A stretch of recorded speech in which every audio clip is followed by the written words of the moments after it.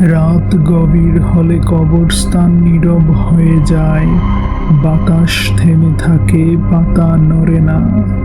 কিন্তু এই নীরবতার ভেতরেই জন্ম নেয় কিছু প্রশ্ন, যেগুলো শুনলে বুকের ভেতর কেঁপে ওঠে। কেউ কি সত্যি কবর থেকে লাশ চুরি করলে কারা করে আর কেন? অনেক সময় সকালে কবরস্থানে গিয়ে মানুষ দেখে মাটি খোঁড়া, কবর ভাঙা, ভেতরে শূন্যতা। চারপাশে কোনো চিহ্ন নেই, কোনো শব্দ নেই, যেন রাতটা নিজের সব গোপন কথা গিলে ফেলেছে। এই ঘটনাগুলোকে কেউ কেউ বলে গুজব, কেউ বলে কুসংস্কার। কিন্তু যখন একই ঘটনা বারবার শোনা যায়, তখন রহস্য আর ভয় একসাথে বেড়ে যায়। লোককথায় শোনা যায়, কিছু মানুষ বিশ্বাস করে মৃতদেহে লুকিয়ে আছে অজানা শক্তি। তারা ভাবে লাশ দিয়ে তন্ত্র মন্ত্র, কালো জাদু কিংবা নিষিদ্ধ সাধনা সম্ভব। রাতের অন্ধকারে কবরস্থানে ঢুকে তারা খুঁজে সেই শক্তি, যা জীবিত মানুষের জীবনে প্রভাব ফেলতে পারে বলে তাদের বিশ্বাস। সত্য হোক বা না হোক, এই বিশ্বাসেই জন্ম দেয় ভয়ঙ্কর কাজের।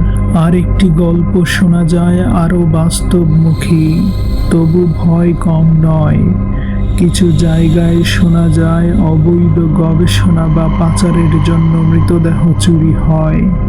নাম না জানা মধ্যস্বত্বভোগী, অদৃশ্য যোগাযোগ, সব কিছু যেন ছায়ার মতো। কেউ সামনে আসে না, কেউ দায় নেয় না, শুধু থেকে যায় ভাঙা কবর আর আতঙ্কিত মানুষ। কিছু মানুষ বলে এ কাজ করে কবর চোর, যাদের পরিচয় নেই, মুখ নেই, শুধু গল্প আছে। তারা নাকি দলবদ্ধভাবে আসে, নিঃশব্দে কাজ শেষ করে চলে যায়। কুকুরও নাকি তাদের গন্ধ পায় না। এমন গল্প শোনা যায় গ্রামে গ্রামে।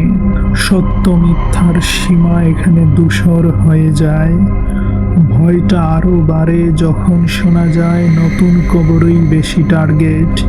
যারা সদ্য হারিয়েছেন প্রিয়জনকে, তাদের বুকের ক্ষত তখনও শুকায়নি। সেই ক্ষতের উপর আবার সন্দেহের ছায়া।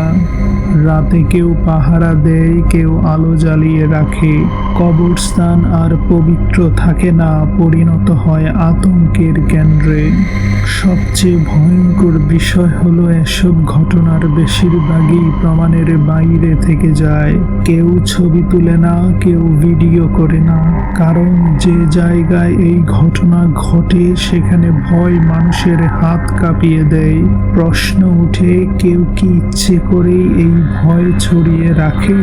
কিছু বিশেষজ্ঞ বলেন, অনেক সময় গুজবই ভয়কে বড় করে তোলে। কিন্তু একই সাথে এটাও সত্য, পৃথিবীর বিভিন্ন জায়গায় ইতিহাসে কবর লঙ্ঘনের ঘটনা নথিভুক্ত আছে। সেখান থেকেই জন্ম নেয় সন্দেহ, আমাদের আশেপাশে কি তেমন কিছু ঘটছে? রাত বাড়লে কবরস্থানের পাশ দিয়ে হাঁটার সময় মনে হয় পেছনে কেউ আছে। পাতার শব্দে চমকে উঠি। হয়তো কিছুই নেই, কিন্তু ভয় এমনই, সে প্রমাণ চায় না, সে শুধু অনুভূতিতে বেঁচে থাকে।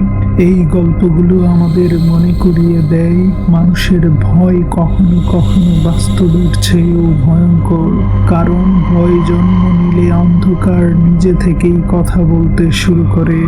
বন্ধুরা, আমার এই রহস্যজনক আলোচনাটি ভালো লেগে থাকলে অবশ্যই আমার চ্যানেলটি সাবস্ক্রাইব করে যাবেন।